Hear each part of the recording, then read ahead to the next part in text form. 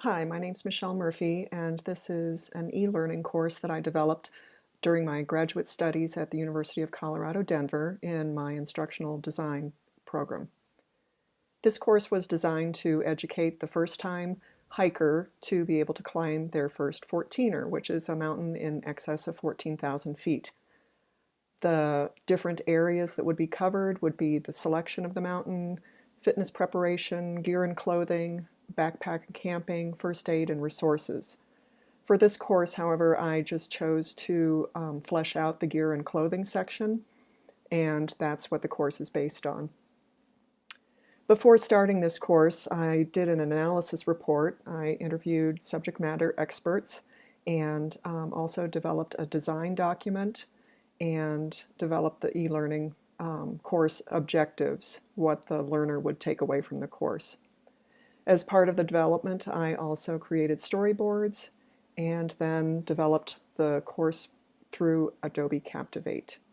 I created all the graphic elements that you see in the piece and also photographed the model photographs that are throughout the course, this fictional character, Sarah.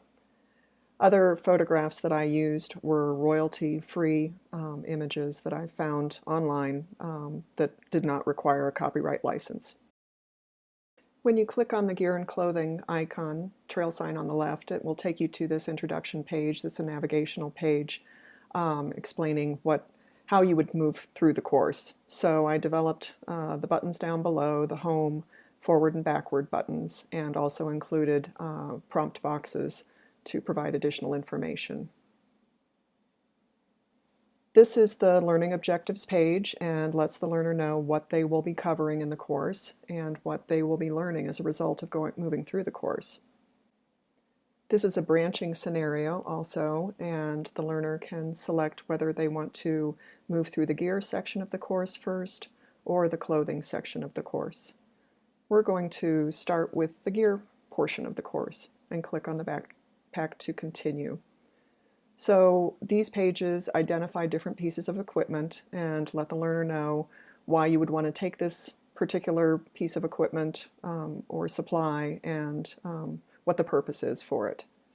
So as you move forward, there are a few pages of text and images describing these different items that would be beneficial to take on a hiking trip. Obviously, safety and first aid are considerations, as well as specialized equipment. Here's another branching area where you can go back to gear and clothing or move forward to learn more and test your skills. We need to go back and cover the clothing section of the course, so we'll go back and click on the boots.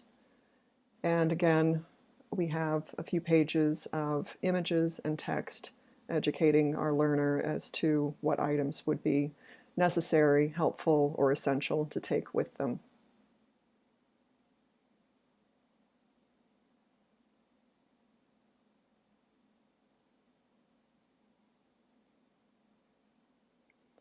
And at this page, we've got another branching area where we can either go back, which we don't need to at this point, or we can move forward to learn more and test our skills. This page has an embedded video that contains just more information in a little more interesting video format, and some of the quiz questions are based on information in this video. Moving forward to the next page, we have a scenario where there are rollovers that contain information, clues as to what we should take with us that day, because a lot of what you pack depends on the conditions that you're going to experience. So as you move through the scene, you can see different clues and information about the day that you need to have keep in mind as you're packing and dressing.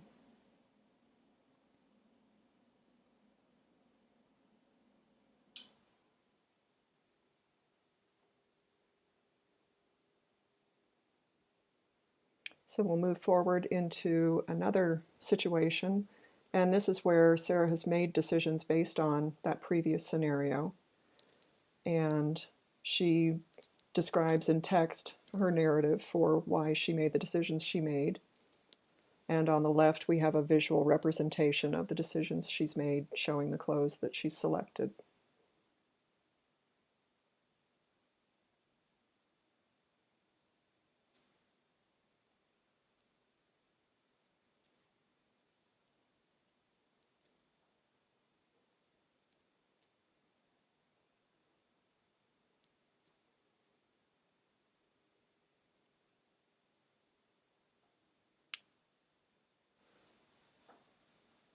And as we get to this last page, we'll see her in her final outfit, fully prepared for what the day will bring.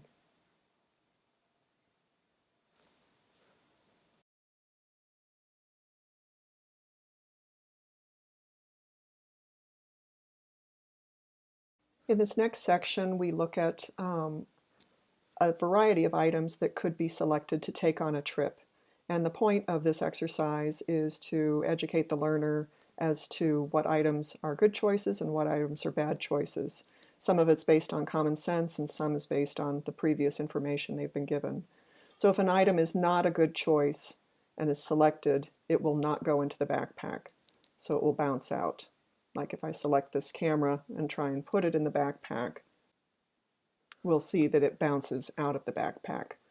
But if I pick the power bars and try and drag those over to the backpack, try that one more time, they go into the backpack. And so the learner would just move through this whole exercise until everything that could go into the backpack has gone into it.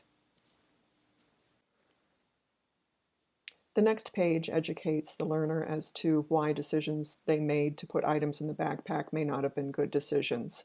Each item has a piece of rollover text associated with it that informs them as to why their decision was not appropriate.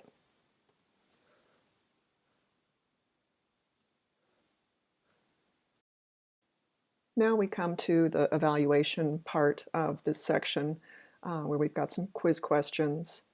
What's the worst fabric to wear when hiking a 14er? We learned that cotton was. That's the correct answer. And true, false, weather conditions determine many decisions for packing and dressing for a hike. That is also true. And we've got a matching question where we're matching the items based on the information provided in the trailhead scenario. So extra water would tie in with C, no more water sources available. And a whistle would be helpful because there have been bears sighted nearby.